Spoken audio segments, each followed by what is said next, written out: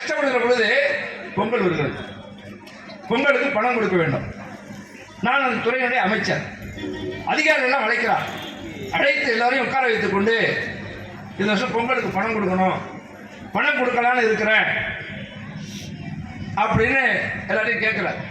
அதுக்கு எல்லாரும் சொன்னாங்க, அதிகாரிகள் மூத்த அதிகாரிகள் சொன்னார்கள் கொடுக்கலாம் சார் அப்படின்னு சொன்னாங்க.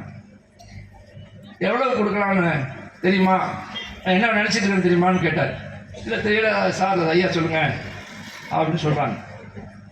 இந்த வருடம் நிறைய பிரச்சனைகள் இருக்கிறது, மக்களிடத்தில் நிறைய பல்வேறு பிரச்சனைகளுக்கு ஆளாகி இருக்கிறார்கள். இன்னும் 2500 ரூபா கொடுக்கலான்னு இருக்கேன். பொங்கல் பரிசு 2500 ரூபாயும் பொங்கல் தொகுப்பையும் கொடுக்கலாம் என்று இருக்கிறேன் என்று அண்ணன் அவர்கள் சொன்னார்.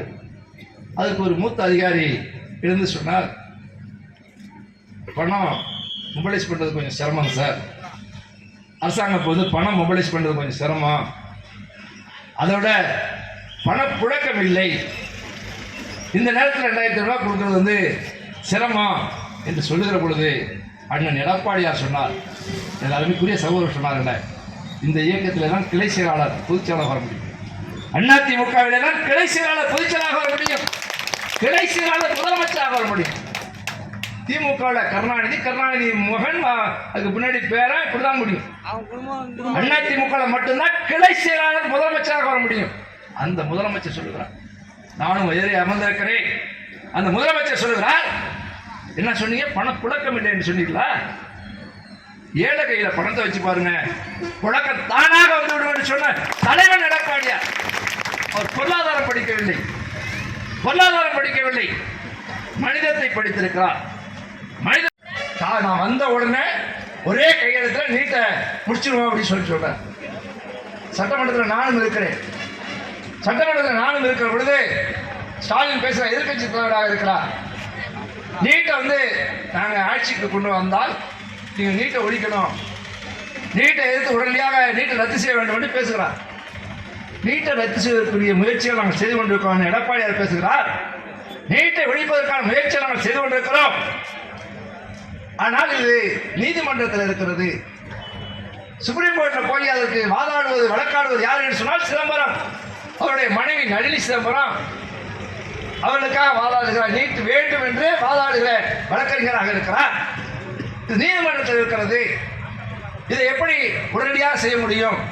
நீதிமன்றத்தின் மூலம் தான், சட்டத்தின் மூலம் தான் அதை வந்து நம்மளால் அதை நிறைவேற்ற முடியும் என்று பதில் சொல்கிறார். இல்லை, நாங்கள் ஆட்சிக்கு வந்தால் நாங்கள் உடனே நீட்டை ரத்து செய்து விடுவோம் என்று ஸ்டாலின் பேசுகிறார். அதற்கு அருமைக்குரிய அண்ணன் எடப்பாடியார் கேட்டார், சரி நீங்கள் வந்துன்னா அதை சொல்லுங்கள், இப்போ சொல்லுங்கள், நீங்கள் எப்படி பண்ணுவேன்னு சொல்லுங்கள், நாங்கள் உடனே போய் பண்ணிடுறோம் அப்படின்னு சொன்னால் அது வந்து சூட்சமாகும் சொன்னார். நானும் சட்டமன்றத்தில் அமைச்சராக உட்கார்ந்து கேட்டுக் கொண்டிருந்தேன். அதை நான் உங்களுக்கு சொல்ல முடியாது, நான் அதை உங்களுக்கு சொல்ல முடியாது, நாங்கள் வந்தால் அதை ஒழித்து விடுவோம் என்று சொன்ன ஸ்டாலின் இன்றைக்கு 50 லட்சம் கையெழுத்து வாங்குறாங்க. ஒரு கையெழுத்தில், ஒரே ஒரு கையெழுத்தில் நீட்டை ஒழிச்சு வாங்கலாம் இவங்க. இன்றைக்கு 50 லட்சம் கையெழுத்து தேவைப்படுகிறது. இளைஞரணி மாநாட்டில் 65 லட்சம் பேரை கையெழுத்து வாங்கிட்டோம், இன்னைக்கு தலைவர்கிட்ட ஒப்படைக்க போறோம் என்று உதயநிதி ஸ்டாலின் பேசுகிறார். வெட்கமாக இல்லை? அண்ணன் எடப்பாடியார் அவர்கள் நீட் தேர்வை ரத்து செய்ய முடியும், நீட் தேர்வை ரத்து செய்ய வேண்டும் என்பதுதான் அதிமுகவுடைய கொள்கை கோட்பாடு.